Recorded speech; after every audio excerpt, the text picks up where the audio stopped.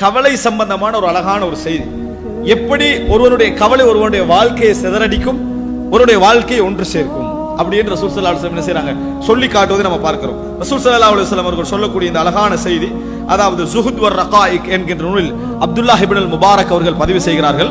எப்படி என்று சொன்னால், ரசூல் ஸல்லல்லாஹு அலைஹி வஸல்லம் சொன்னதாக வரக்கூடிய அறிவிப்பு, மன் தகுனி துன்யா ஹிய நியத்துஹு வ அக்பர் ஹம்மிஹி, யாருடைய எண்ணமாகவும் கவலையாகவும் இந்த உலகம் இருக்கிறது, அக்பர் ஹம்மிஹி, அவருடைய முழு சிந்தனை எதில் இருக்குது, இந்த இது கொடுக்கலையே, அதை எழுதலையே, அதை வாங்கலையே, அந்த பிசினஸ்குள்ள பாயலையே, இது நடக்கலையே, இது பெயிண்ட் அடிக்கலையே, இந்த இதான் வாழ்க்கை ஃபுல்லா விடிஞ்சதுல என்னது இது மவுத், அந்த தூங்கும் வரைக்கும் இதுதான் யோசனை வைங்க, கனவுலே அதுதான்.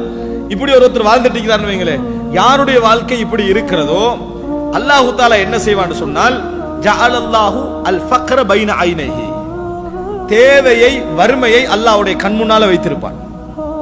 தேவையையும் வறுமை அல்லாஹ்வுடைய கண் முன்னால வைத்திருப்பான். ஏன்? அவர் எப்பையும் அது இல்லையே இது இல்லையேன்னு வாழ்றவர். அதனால அல்லாஹ் தஆலா எதெல்லாம் இல்லையோ அதெல்லாம் கொண்டு வந்து முன்னுக்கு வைப்பான். எதெல்லாம் இல்லையோ அதெல்லாம் கொண்டு வந்து முன்னுக்கு வைப்பான்.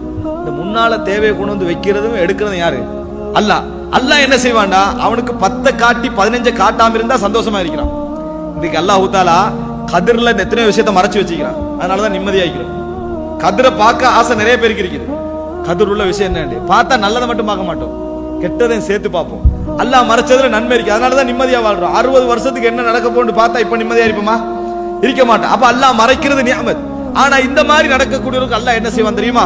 உலகமே கவலை என்று வாழக்கூடியவர்களுக்கு அல்லாஹ் முதலாவது என்ன செய்வான்னு சொன்னா, கவலையை ஆறுதல் படுத்துற வழிகள்ல மிக முக்கியமான அறிந்து கொள்ள வேண்டிய அடிப்படைகள். அல்லாஹ் என்ன செய்வான், வறுமையை கொண்டு வந்து முன்னால வைப்பான். என்னென்னலாம் தேவை உனக்கு, அவனுக்கு முடியாது. அவன் எப்படி அல்லாஹ் தஆலா வச்சுக்கிறான். சில மக்களுக்கு நீங்க பார்க்கலாம், வீடு அழகாக கட்டி பல கோடியில் அழகா கட்டி முடிஞ்சது, அப்பவே அவனுக்கு நிம்மதி இருக்காது. எங்கேயோ ஒருத்தர கோடு விழுந்து, அதை பார்த்துட்டு அவன் உள்ள என்ன டென்ஷன் தெரியுமா அவனுக்கு, கோடு அடிச்சு இவ்வளவு அழகா பெயிண்ட் அடிச்சு, யார் அடிச்சா இதை கோட, வீட்டு ஃபுல்லா கலக்க அந்த ஒரு கோட்டுல விளங்கிட்ட. வீடு இல்லாதவன் கூட நிம்மதியாகிறான். கோடு வந்ததெல்லாம் என்ன செய்யறான், அவன் பெரிய டென்ஷன்ல இருப்பான். அதுக்காக வேண்டி பெயிண்ட் இது கோல் பண்ணி அதுக்கு செஞ்சு என்ன செய்யலாம், என்ன பெயிண்ட் அடிக்கலாம்னு முழு வீட்டுக்கும் மாத்திட்டாச்சு. நிறம் மாறணுமே, அதுக்காக வேண்டி மாத்திட்டாச்சு. அல்லாஹ் பாருங்க, சுப்ஹானல்லாஹ். இதை ஒரு சிம்பிள் எடுக்கலாமா இல்லையா? எடுக்கலாம். ஆனா அவனால முடியாது, எங்களுக்கு முடியும். ரோட்ல போறவன் எப்படி போவான் தெரியுமா? உன் படுற பாட பாருங்களேன், என்ன அப்படித்தான் நினைப்பான். ஒரு விஷயத்துல அப்படி டென்ஷன் ஆறவங்க நம்ம என்ன செய்யறோம் பார்க்கிறோம். அது மாத்திரமல்ல, இந்த கிரில் வைப்பாங்களே, அதுல அவனுக்கு அப்படி நேரம் வச்சா பிடிக்குது இல்ல, அதனால அது எவ்வளவு கொடைய ஏழுமோ விளங்கிட்டா, அதை எப்படி எல்லாம் மாற்ற இயலுமோ அதுக்காக வேண்டி 5 நாளை செலவழிக்கிறத நம்ம என்ன செய்யறோம் பார்க்கிறோம். அல்லாஹ் தஆலா அப்படிதான் கொடுப்பான். ஏன் தெரியுமா? அக்பர் ஹம்மிஹி அத்துன்யா, எது இருக்குது, மிக பெரிய கவலையாக அவனுக்கு உலகம் இருக்குது. அல்லாஹ் நிறைய கொண்டு வந்து சேர்ப்பான். அவனுக்கு கவலைப்படுறதுக்கு என்ன செய்யுது, நிறைய இருக்குது. சேர்த்துட்டு என்ன செய்யுது, வதுஃப்ஷி அலைஹி தைஅத்து வஃபர்ரக ஷம்லஹு, அந்த முயற்சி எல்லாம் பிரிச்சிருவான். ஏன்னா உலகத்தை தேட போனோம்னு வைங்களே, முயற்சி பிரிஞ்சிடும். அதனால அவனுக்கு என்ன நடக்கும், ஒன்றுல ஈடுபாடு இல்லாம பலவிதமான துறைகள் அவன் கஷ்டப்பட வேண்டி இருக்கும். ஆனால் ஒமன் தகுனில் ஆஹிர ஹிய நியத்து வ அக்பர் ஹம்மிஹி, யாருக்கு முழு லட்சியமாக மறுமை இருக்கிறது, அல்லாஹ் என்ன செய்வான்டா, அவருடைய உலக தேவைகள் அப்படியே ஒன்று சேர்த்து முன்னால வச்சு, அதாவது சிலதை மறைச்சிருவான், முயற்சியை உண்டாக்கிடுவான். முயற்சி அவருக்கு எது செய்வார் தெரியுமா? ஒன்றுக்கு மட்டும்தான் அவருக்கு முயற்சி இருக்கு, அதை அவர் திருப்தி காணுவாரு, அதை அடைஞ்சிருவாரு. அல்லாஹ் தஆலா இந்த வேலையை செய்வான். ஜஅலல்லாஹு கினாஹு பைன ஐனைஹி, அவர் எல்லாமே உள்ளவர் மாதிரியான திருப்தியை அவருடைய கண் முன்னால் அல்லாஹ் தஆலா வைப்பான். அப்படி என்று ரசூலுல்லாஹி ஸல்லல்லாஹு அலைஹி வஸல்லம் சொல்றாங்க. இது எப்படி தெரியுமா? ஒருவர் இங்க இருந்து அதாவது இந்த ரியாத் போறாரு. அவருடைய லட்சியம் என்ன? ரியாதுக்கு போறது அவருடைய லட்சியம். போற வழியில் அவர் சாப்பிடணும், குடிக்கணும், பாத்ரூம் போகணும், தூங்கணும், இது லட்சியம் அல்ல. இது என்னது? லட்சியம் அல்ல. யார் ரியாத் ஒரு இடத்துல போய் தூங்கணும் மட்டும் ஒரு லட்சியத்துல போறாரோ அவர் என்ன செய்ய மாட்டாரு, ரியாதை விட அவருக்கு தூங்குறதா டாக்கெட்டா இருக்கும். இப்ப இவருக்கு போறது ரியாத் தான் நோக்கம். இடையில ஒரு இடத்துல தூங்குவோமான்னு ஒரு எண்ணம் வருது, ஆனா போக முடியாது அப்படின்ற ஒரு லெவல் வந்து இந்த டைமுக்குள்ள போக முடியாது. என்ன செய்வாரு, கொஞ்சம் முகத்தை கழுவி எல்லாம் செஞ்சு போட்டு போகத்தான் ஆரம்பிப்பாரு. ஏன்? அல்லாஹ் அவருடைய முயற்சியை உண்டாக்கிட்டான். ரியாத் போறது மட்டும்தான் அவருடைய லட்சியம்.